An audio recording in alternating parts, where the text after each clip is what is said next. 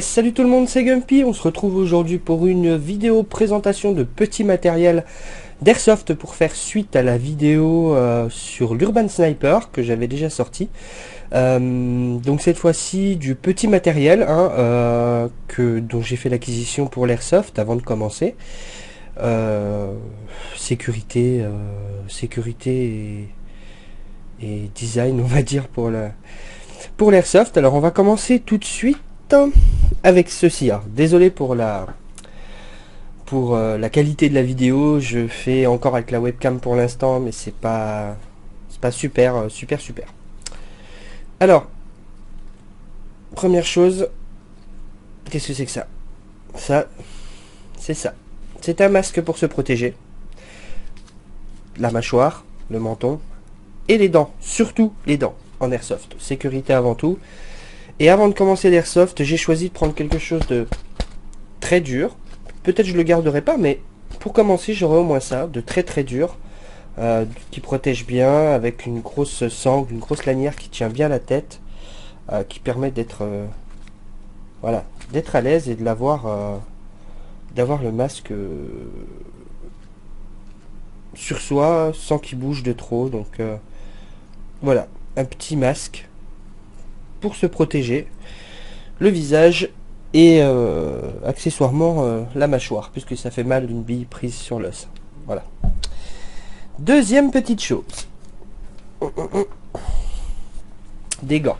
Alors ceux-ci ne sont pas spécialement faits pour arrêter les billes. Si vous les sentirez, vous aurez mal, vous allez avoir mal.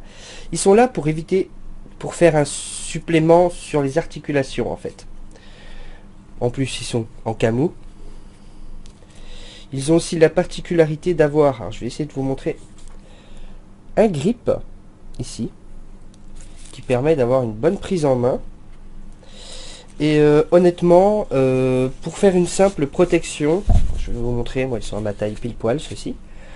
Voilà, donc c'est plutôt sympa pour étirer avec les mains. C'est très souple, on peut vraiment faire c'est pas de souci, on peut manipuler des choses assez petites, pas vraiment de sensation, mais on arrive à sentir au travers s'il y a un petit bouton, quelque chose à appuyer. Voilà, c'est pas très épais, il n'y a pas de renfort spécifique au-dessus, mais ça permet de faire une peau supplémentaire.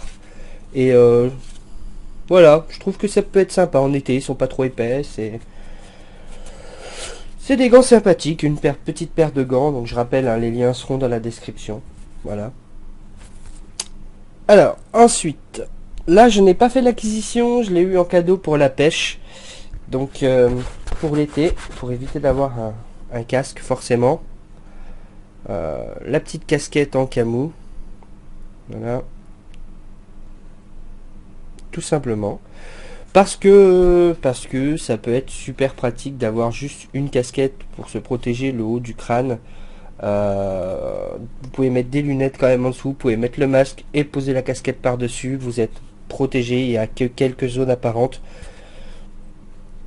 Voilà, c'est un petit plus qui est en camou aussi et qui permet de, selon le temps, la température, votre envie, la façon de jouer, d'avoir quelque chose sur la tête quand même si vous n'avez pas un casque. Avant-dernière chose que je n'utiliserai pas mais que j'ai quand même en secours, des lunettes de protection. Alors moi j'ai laissé le plastique, c'est pour ça que vous voyez des petites choses ici, c'est le plastique à l'intérieur que j'ai laissé. Des lunettes de protection. Alors les lunettes de protection souples avec un verre, j'ai essayé de tirer dedans, il n'y a pas de souci, ça ne bouge pas à bout portant, donc en sortie de canon ça ne traverse pas. Moi je les aime pas puisqu'elles ne sont pas protégées en dessous et sur les côtés. Il n'y a rien qui vous protège en fait quand vous les mettez. Je peux pas parce que j'ai le casque, mais quand vous les mettez, si vous voulez, il y a un espace ici, en dessous, et ce serait du pas de chance. Mais si vous avez que ça, elles peuvent dépanner. Voilà, elles tiennent pas chaudes, elles sont pas lourdes. Comme c'est un peu ouvert partout, entre guillemets, Il y a de l'aération, donc il n'y a pas de buée à l'intérieur. Elles ont aussi un petit... voilà, pour la buée, elles ont des prises d'air. Petites lunettes pas chères. Pourquoi pas? Toujours pareil, selon comment on joue, selon la façon de jouer, selon le temps, selon... Voilà. Elles peuvent dépanner. En tout cas, il vaut mieux avoir ça que rien du tout pour le coup, puisque j'ai testé. Et même, à 1,8 joules, à 3 centimètres, pas de marque dans le verre, donc c'est validé. Pas de problème. Dernière chose qui est plus de l'ordre du camouflage pour le sniper. Moi personnellement, je m'en servirai uniquement pour faire du joli sur les étagères, hein, pour habiller une réplique. C'est l'habillage en ghillie, entre guillemets, on pourrait appeler ça, pour réplique. Voilà, donc là c'est un truc premier prix, vous voyez, des endroits où il n'y a pas de laine. Voilà. Voilà, là il y a... Je sais pas pourquoi, il n'y a rien. C'est un peu emmêlé. Mais c'est pas... Je vous conseille pas d'acheter les trucs avec la laine comme ça. Alors c'est sûr, de loin, ça fait bel effet, quoi. Enfin, si on arrive à faire quelque chose de propre avec, ça peut être vraiment très bien. Mais il y a des gros défauts. Et je vous en citer quelques-uns, en tout cas. Premier défaut de la laine, s'il pleut, bah ça pompe toute l'eau. Et croyez-moi, c'est lourd la laine quand c'est plein d'eau. Deuxième défaut, je vous mets au défi d'aller jouer avec votre réplique avec de la laine, que ce soit en ghillie ou même en couvre-réplique comme ça, d'aller jouer dans les ronces, dans les branches d'acacia, dans les bois.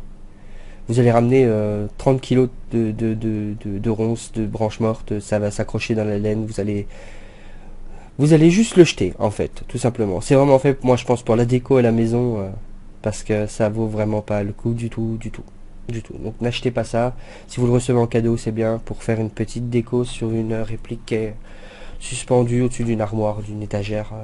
Là, ça vaudra le coup. Mais je vous conseille pas d'acheter des ghillies ou des couvres, des caches-armes en laine, parce que vous allez être embêté tout simplement. Prenez plutôt du 3D, du 3D, du 2D, 3D.